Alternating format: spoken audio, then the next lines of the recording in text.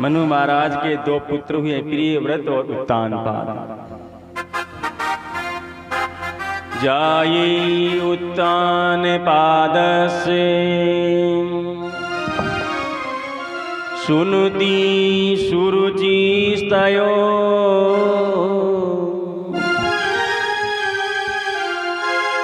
सुरुचि प्रेयसी पत्न्युर् नीतरायत सुतो ध्रुवः।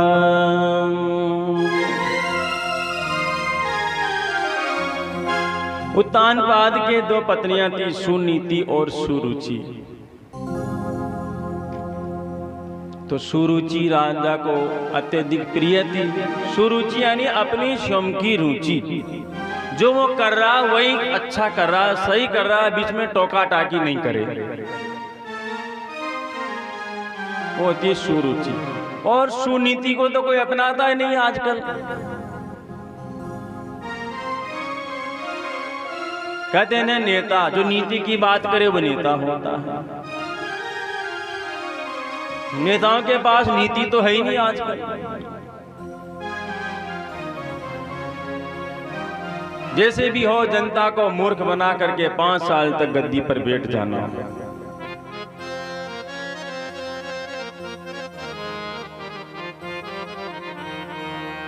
ऐसे नेता को चुनना चाहिए जो अपनी धर्म और संस्कृति की रक्षा करे,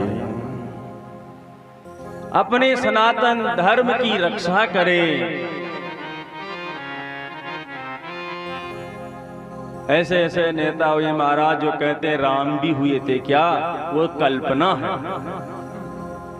राम जी को कल्पना बताते हैं, हमारे रामायण को कल्पना बताते हैं। ऐसे नेता हैं और उनको हम सब वोट करते हैं, जाकर के लोकसभा में बैठते हैं। भगवान राम को नहीं मानते, रामायण को नहीं मानते, तो हम भी उन नेताओं को क्यों वोट करें, क्यों जिताएं उनको?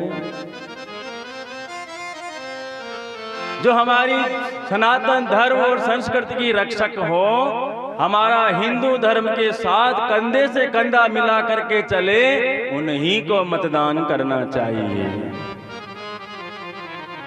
नहीं तो ऐसे ऐसे नेता है अपने धर्म के लिए बोलते हैं कि लोग मंदिरों में छेड़छाड़ी करने जाते हैं। उनके बाप दादाओं ने कभी एक मंदिर तो क्या एक पत्थर नहीं लगाया मंदिर में। मंदिर बनाना तो दूर, एक पत्थर नहीं लगाया मंदिर में।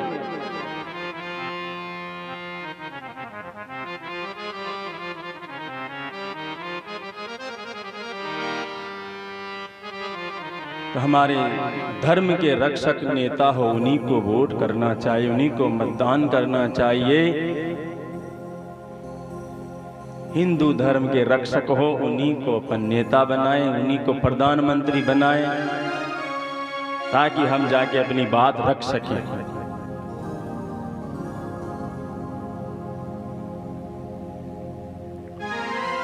प्रजापति दक्ष के सती नाम की जो कन्या थी, वो भगवान शिव के साथ विवाह हुआ, योगाग्नि के द्वारा शरीर छोड़ दिया। चर्चा चल रही है उत्तानपाद की। उदयानी ईश्वर तमयानी अंधकार। उत्तानपाद उदयानी ईश्वर तमयानी अंधकार। अंधकार यानी अज्ञान, जिसको ईश्वर के ज्ञान का अनुभव नहीं हो, वह उत्तानपाद। एक साधारण अर्थ देखे तो जिसके पांव ऊपर हो सर नीचे हो, वह उत्तानपाद। तो गर्भावस्था में सबके पांव ऊपर रहते हैं, सर नीचे रहता, तो हम सब उत्तानपाद हैं। सुरुचि और सुनीति, अच्छी नीति, परमार्थ के पथ पर लेकर के चले।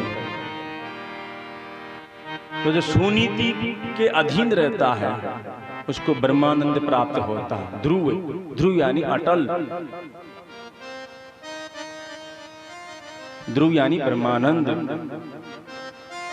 बोले द्वारिकाधीश की जय। ये सुरुचि जीव और परमात्मा के बीच में बाधक बनती है। जीव जब भी परमात्मा से मिलने के लिए आगे जाता तो सुरुचि बीच में आ जाती है, नहीं नहीं उधर नहीं जाना। सुनीति भेजती है कि जा, लेकिन सुरुचि बीच में आ जाती है, नहीं नहीं खबरदार उधर नहीं जाना। सुरुचि बाधा उपस्थित करती है परमात्मा के मार्ग में। जीव और ब्रह्म का मिलन, जीव और परमात्मा का मिलन नहीं होने देती है। मैत्रेय जी महाराज कहते हैं, एकदा सुरुचि पुत्रमंकः आरोपी लालयन् उत्तमं नारुरुक्षन्तम् ध्रुवराज्याभिनन्दतः।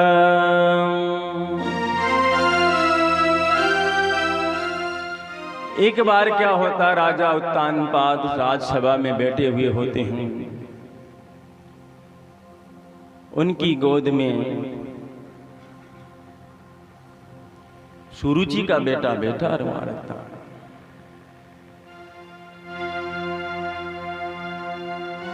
उसको देखते इनके मन में, ध्रुव जी महाराज के मन में भी इच्छा होती है राजा की गोद में जाकर के बैठे।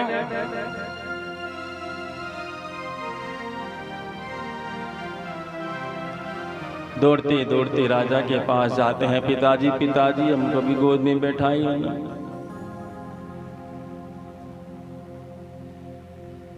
इतने में सुरुचि आ जाती है,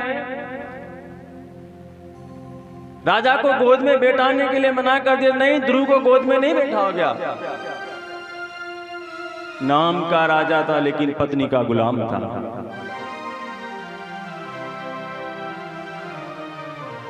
राजा ने सोचा मेरी पत्नी नाराज नहीं होनी चाहिए, ऐसा कोई काम नहीं करूं जिससे मेरी पत्नी नाराज हो।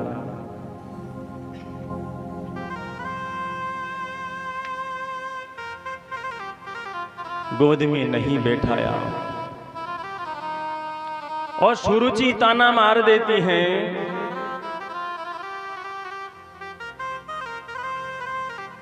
अरे तुझे राजा की गोद में बैठना हो तो जा भगवान की तपस्या कर और भगवान से वरदान मांग कि मुझे सुरुचि के गर्भ से उत्पन्न करे।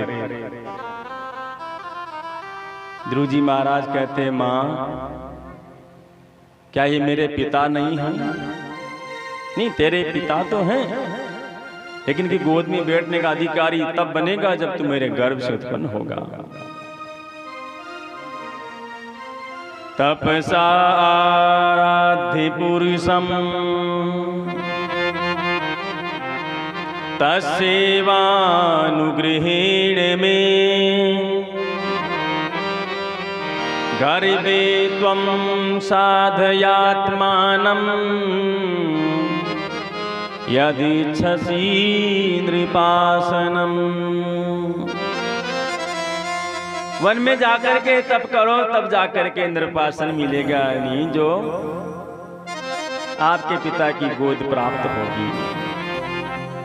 एक दासी ने ये बात सुननी, वो दौड़ती दौड़ती जाकर के सुनीति मैया से सारी बात बतला देती है। सुनीति को बहुत दुख हुआ।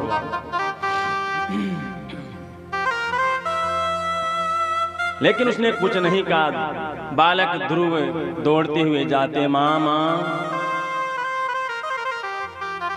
क्या मैं पिताजी का पुत्र नहीं हूं? नहीं बेटा तू पिता का पुत्र है, लेकिन आपकी माँ ने ठीक ही कहा कि सबके पिता नारायण है, मैंने जा तुझको उन्हीं को सौंप दिया है।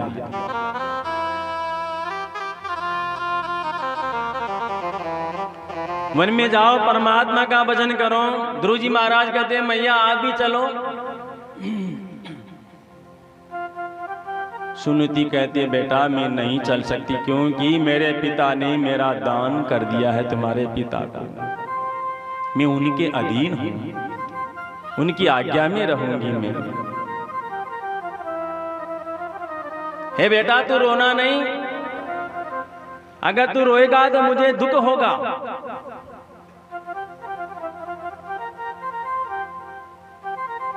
हे बेटा, सुरुचि तेरी सौतेली माँ है, लेकिन उन्होंने ठीक कहा कि तू वन में जा, भगवान का तप कर। और मैं भी यही कहती हूं कि तुझे अगर सिंहासन पर बैठना है, राजा की गोद में बैठना है, तो वन में जाओ और तप करो बेटा, और भगवान के श्री चरण कमलों की आराधना में लग जाओ। हे बेटा, भगवान के श्री चरणों का आश्रय लो, आप उन्हीं का भजन कर।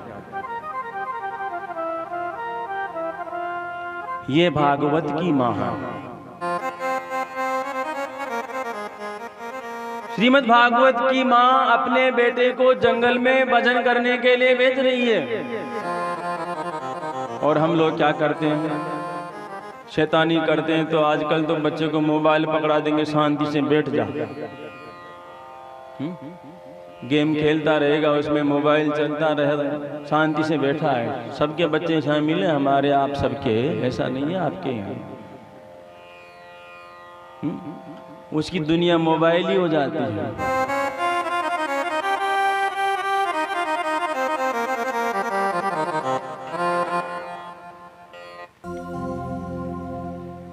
सबसे अधिक आवश्यकता है आज अपने बच्चों को संस्कार करने की। संस्कारित नहीं होंगे तो आने वाला समय बहुत ही बड़ा विकट और भयानक है।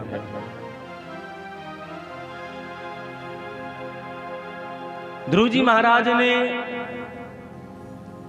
अपनी माँ के चरणों की वंदना करी। माँ, मैं जा रहा हूँ, अगर आपने आज्ञा कर दी तो महल में जाते हैं, सुरुचि मैया के चरणों में वंदन करते हैं, पिताजी के चरणों में वंदन करते हैं। तो सुरुचि मैया के मन में एक बार तो बड़ा प्रेम उमड़ गया, हा कितना छोटा सा बालक है, जंगल में तप करने के लिए जा रहा है। लेकिन दूसरे ही पल मन में वापस कटु भाव आ गया, अच्छा होगा यहाँ से चले जाएगा तो जंगल में जंगली जानवर खा जाएंगे, सारा ही खेल खत्म हो जाएगा, मेरा बेटा अकेला ही रहेगा, कोई बाधा ही नहीं होगी। दुशीलो मातृ दोषीन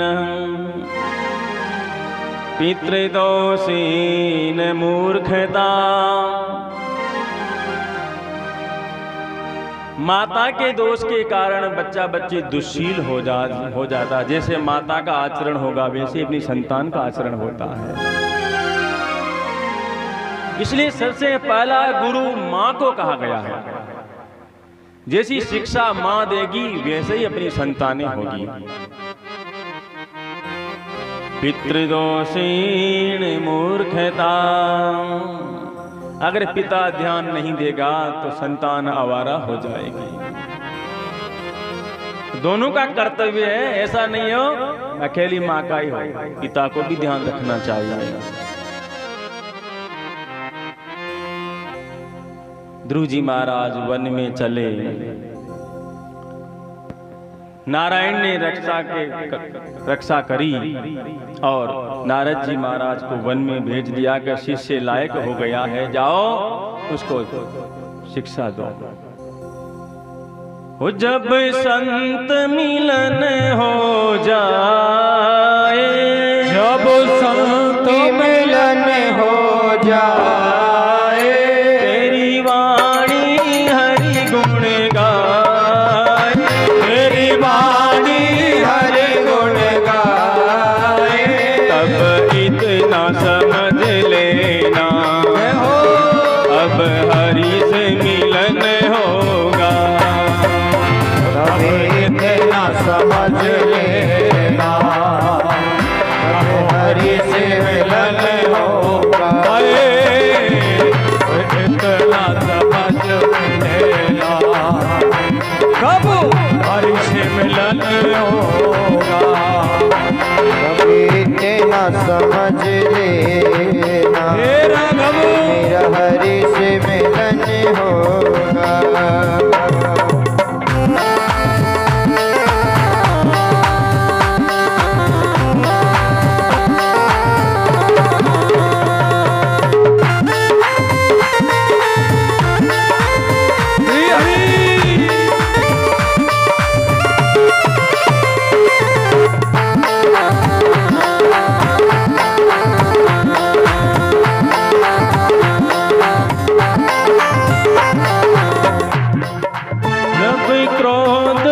किसी पे न आए, जब क्रोध किसी पे न आए, सब में नजर हरि आए, और सब में नजर हरि आए, जब क्रोध किसी पे न आए, जब क्रोध किसी पे न आए, जब सब में नजर हरि आए, जब सब में नजर हरि आए, तब इतना समझ लेना, अरे तब हरि से मिलन होगा।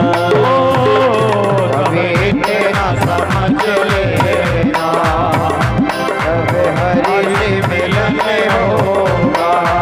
तब संत मिलन हो जाए, तब संत मिलन हो जाए, तेरी वाणी हरि गुण गाए, तेरी वाणी हरि गुण गाए, तब इतना समझ लेना, अब हरि से मिलन होगा। कभी तेरा समझ लेना, तब हरि से मिलन होगा। सतगुरुदेव भगवान की जय हो।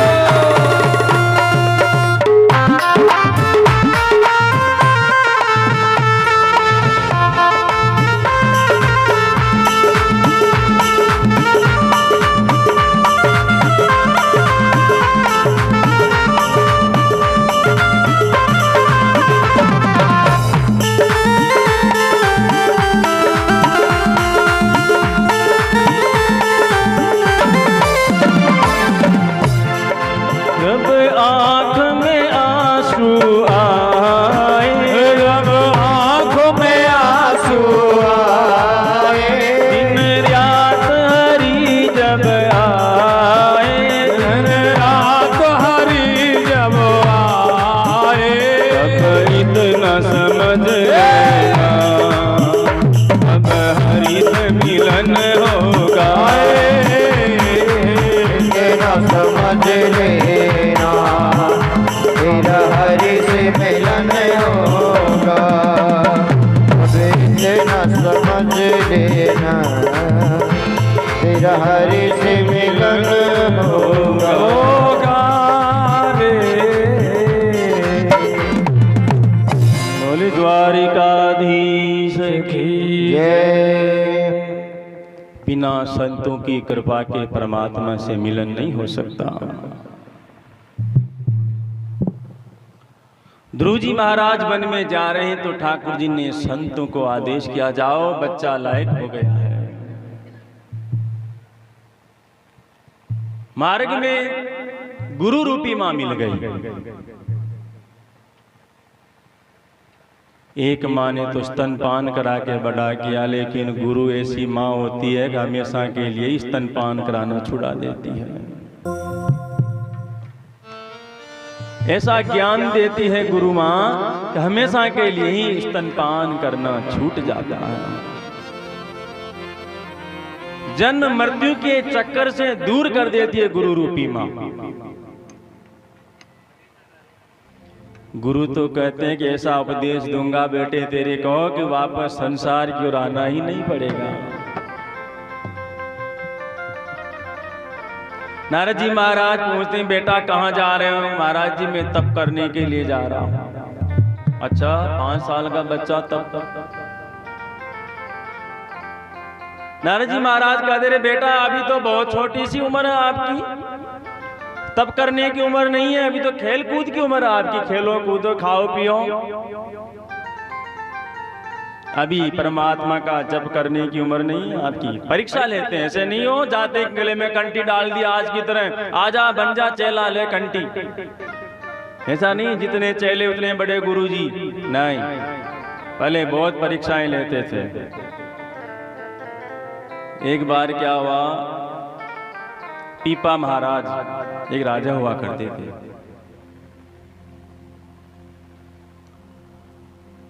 वो दीक्षा लेने के लिए किसी संत के यहाँ गए।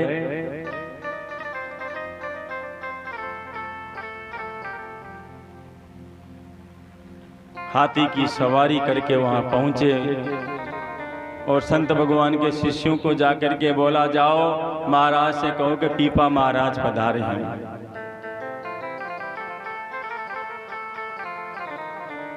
अंदर जाके शिष्यों ने संत भगवान से कहा कि पीपा महाराज पधारे आपके दर्शन के लिए। संत भगवान ने बोल दिया, पीपा महाराज को जाके बोल दो अभी समय नहीं है हमारे पास, बाद में आए। पीपा जी वापस हाथी की सवारी करके गाजे बाजे से निकल गए दरबार में। दूसरी बार फिर जाकर के बोले संत भगवान से जाकर के कहो पीपा महाराज आए। तो संत भगवान ने वैसा ही उत्तर दिया जैसा पहले दिया था, महाराज को जाके बोल दो कि हमें हमारे पास समय नहीं है अभी। राजा को आत्मज्ञान प्राप्त हुआ कि संत मिलना क्यों नहीं चाहते हैं। तीसरी बार पीपा महाराज पधारे तो जाकर के उनके शिष्य से कहा कि जाओ संत भगवान को बोल दो कि पीपा आया है। महाराज शब्द हटा दिया, उनको जाके बोलो पीपा आया है। संत भगवान के पास जाकर के शिष्य ने कहा कि महाराज पीपा आएगा, जल्दी अंदर लाओ, कुटिया में पीपा आया। तो मतलब छोटा बन करके जाना पड़ता है, सब कुछ छोड़ करके जाना पड़ता है, तब जाके गुरु अपने चरणों में रखते हैं। हमने जब गुरु दीक्षा लेने की कोशिश करी तो 1 साल के बाद दीक्षा मिली। 1 साल तक कोशिश करता रहा मैं, तब जाकर के दीक्षा मिली। अभी कृष्ण पक्ष, अभी शुक्ल पक्ष, आज वार ठीक नहीं है, आज तिथि ठीक नहीं है, अभी समय ठीक नहीं है। 1 साल में दीक्षा मिली थी हमको। आज के जैसे नहीं थे जाते आजा आजा पहन ले कंटी। हाँ? लोभी गुरु लालची चेला, नरक में होए ठेलम ठेला। क्योंकि जो शिष्य करता उसका सारा का सारा पुण्य या पाप सब गुरु को मिलता है। शिष्य पाप कर रहा तो गुरु के हिस्से में आएगा, शिष्य पुण्य कर रहा तो गुरु के हिस्से में आएगा। दीक्षा नहीं देते थे वो पहले ध्रुव जी महाराज। नारद जी कहते बेटा यत प्रसादम सवे पुंसा दुरा आराधयो मतो ममः। बड़ी कठिन आराधना, दुराराध्य हुए, ऐसे नहीं मिलने वाला हो। माखन चोर बड़ी मुश्किल से मिलता है। अभी तो आप बालक हो, बड़े हो, शासन करो, इसके बाद वृद्धावस्था आए फिर वन की ओर गमन करना, तब शांति से भजन करना। अब तू चाहता है ना मेरे पिताजी गोद में बैठा है, बेटा तुझको अवश्य बैठाएंगे तेरे पिता गोद में।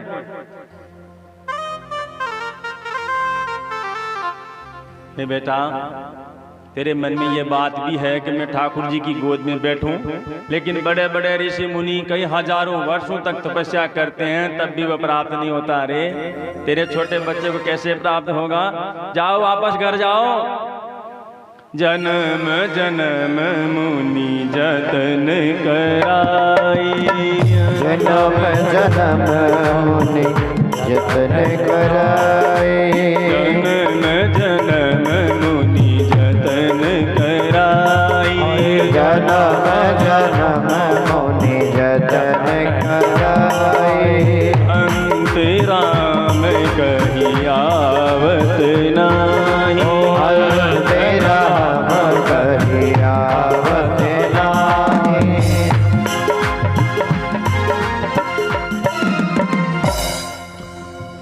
अनेक जन्म बीत जाते हैं तब भी अंत में राम नहीं आते। तू तो छोटा सा बालक है बेटा।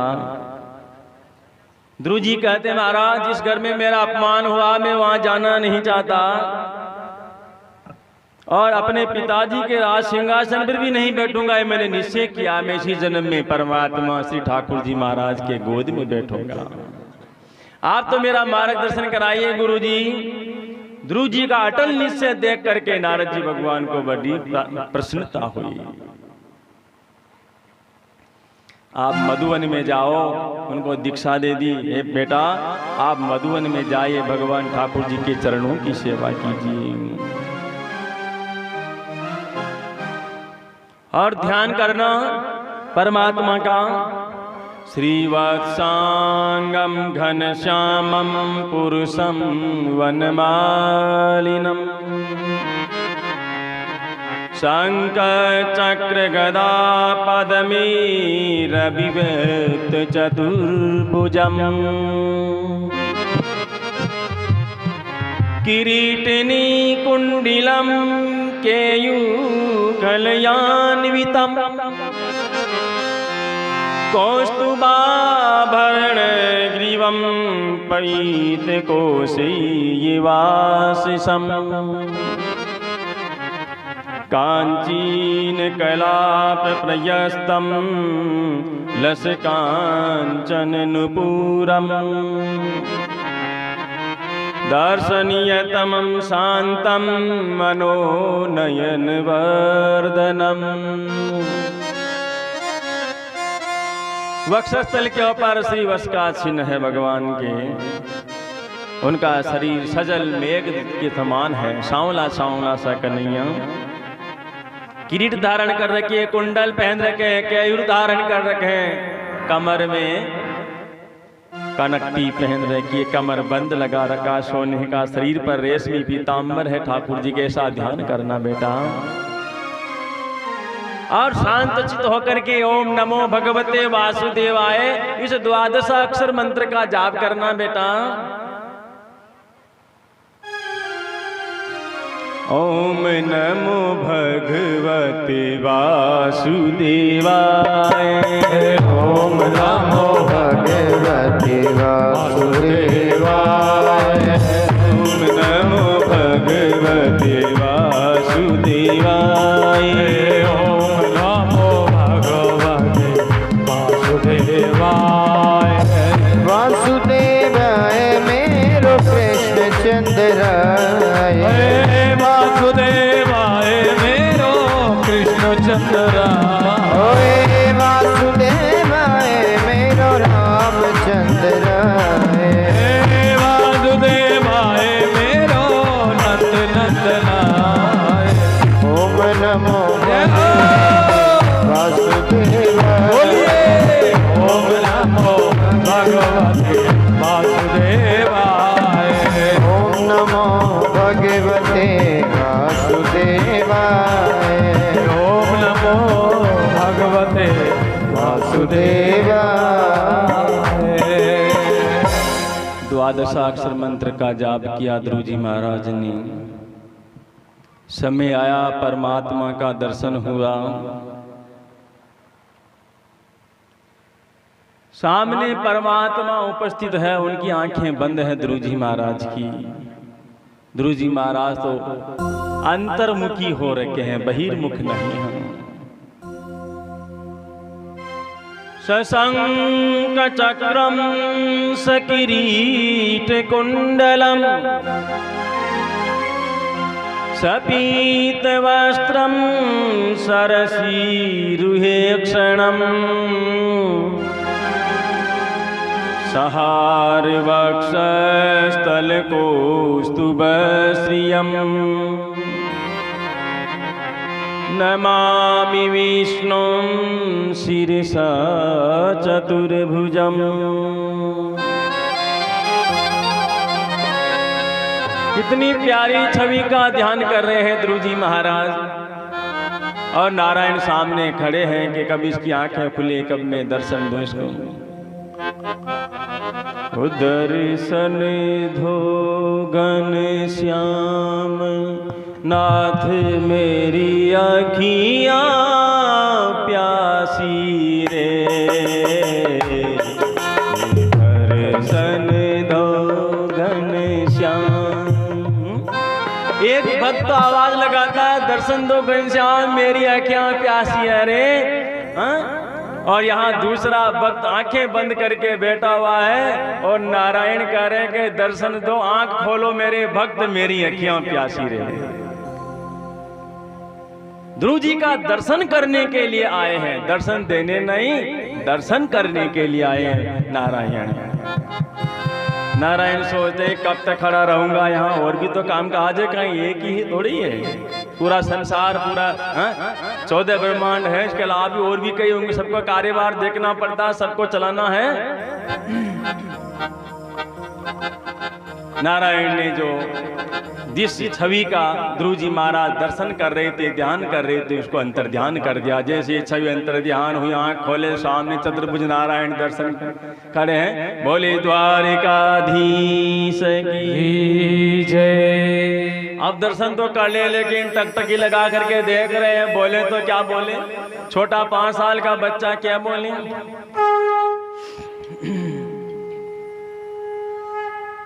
ध्रुव जी महाराज टकटकी लगा के देख रहे हैं, बोलना नहीं आता, जितना बताया था उतना ही बोला, उन्होंने उतना ही तप किया। भगवान नारायण ने अपने शंख को उनके गाल के छुआया तो मानो सरस्वती मैया जाग उठी हो। योऽन्तः प्रविश मम वाचमिमां प्रसुप्ताम् संजीवयत् अखिल शक्तिधर स्वधाम्ना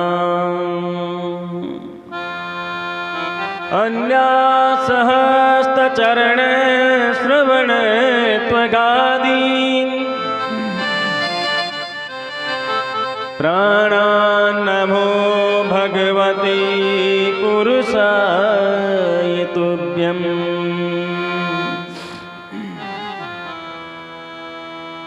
हे नारायण,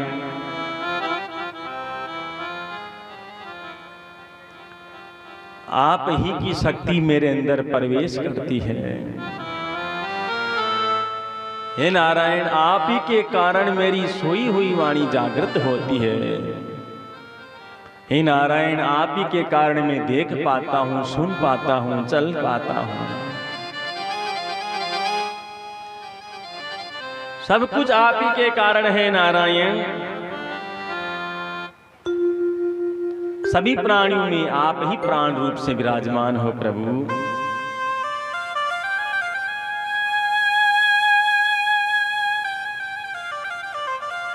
भगवान नारायण ने उनको दर्शन दिया। बेटा तुझको राज चाहिए न, पिता की गोद में बैठना चाहता न, जा मैंने तेरे को राज दिया और ऐसा लोक दूंगा कि जिसकी सब लोग परिक्रमा करेंगे। तुझे राज्य चाहिए न बेटा, पिता की गोद में बैठना न बेटा, सब कुछ दूंगा तेरे को। उधर नारद जी जाकर के कहते हैं उत्तानपाद राजा से कि आपके बेटे ने परमात्मा के दर्शन कर लिए, वो परमात्मा की कृपा हो गई है। तो राजा उत्तानपाद भी गाजे बाजे के सहित हाथी की सवारी करके ध्रुव जी महाराज को लेने के लिए आ रहे हैं। 6 महीने में ही इन्होंने भगवान को प्राप्त कर लिया।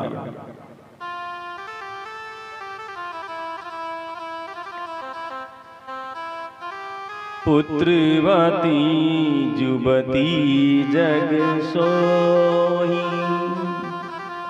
रघुवर भगत जासु सुत होई। युवती पुत्रवती कब होती है? बेटा बेटी हो गया ऐसे कुछ नहीं है। उसका बेटा हो या बेटी हो, जब वो परमात्मा का भजन करती है तब ही वह असली में मां बनती है।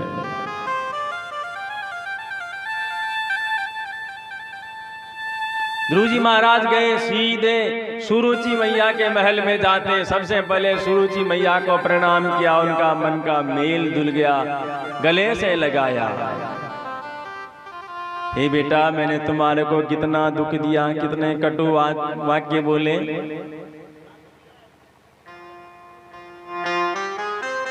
प्रेम से विवल हो गए।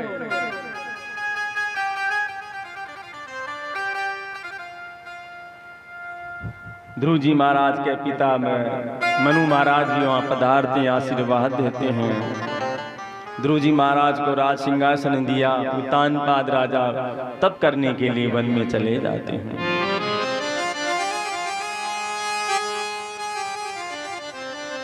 समय आया, समय सबका निश्चित है। ततोत्तानपादः पुत्रो ददर्शान्तकमागतम् मृत्योर्मूर्धनि दत्त्वा आरुरुहोद्भुतं गृहम्।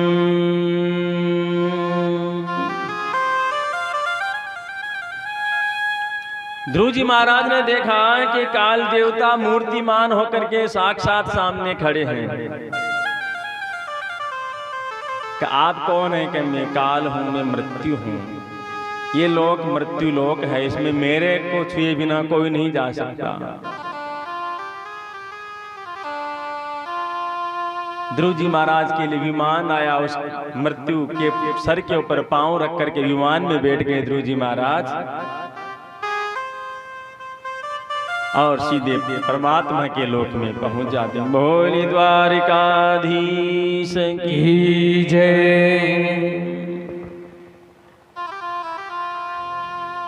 भगवान पृथु का चरित्र आता है। उन्होंने गौरूपा पृथ्वी से सारे रतन का दोहन किया।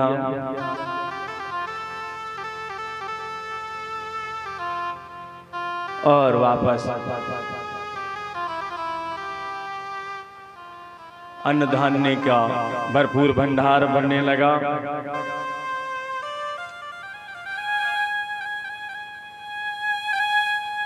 पंचम स्कंद का नाम है स्थिति लीला।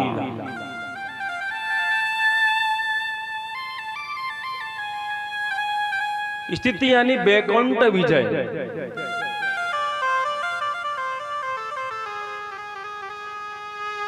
प्रकृति पर परमात्मा की विजय। पंचम स्कंद भगवान के दक्षिण उरु रूप है। इसमें दो परमहंसों की कथा है। एक ज्ञानी परमहंस ऋषभदेव जी महाराज, दूसरे भक्त परमहंस जड़भरत जी महाराज।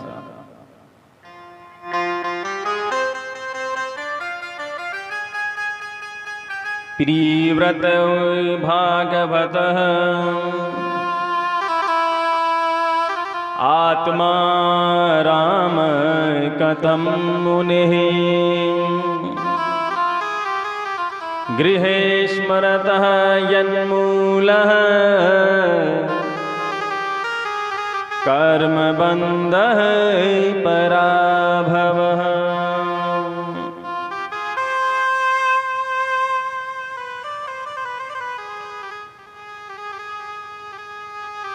राजा कहता है, महाराज प्रियव्रत तो महान भागवत कहे गए हैं, परमात्मा के भक्त कहे गए हैं, आत्मा राम है। उनकी गृहस्थ आश्रम में कैसे रुचि हुई? गृहस्थ आश्रम में बसने के बाद मनुष्य अपनी अवस्था से विस्मृत हो जाता है कि मैं कौन हूं, कर्म बंधन में बन जाता है। सुखदेव जी महाराज कहते हैं, परीक्षित जिसको अपना व्रत प्रिय हो वही प्रिय व्रत है। मंदराचल पर्वत की गुफाओं में देव ऋषि नारद जी महाराज के पास बैठकर सत्संग कर रहे थे प्रियव्रत जी महाराज। उनको गृहस्थ आश्रम में जाने की कोई जरूरत नहीं थी। तब वहां पर हंस पे आरूढ़ होकर के ब्रह्मा जी महाराज आते हैं।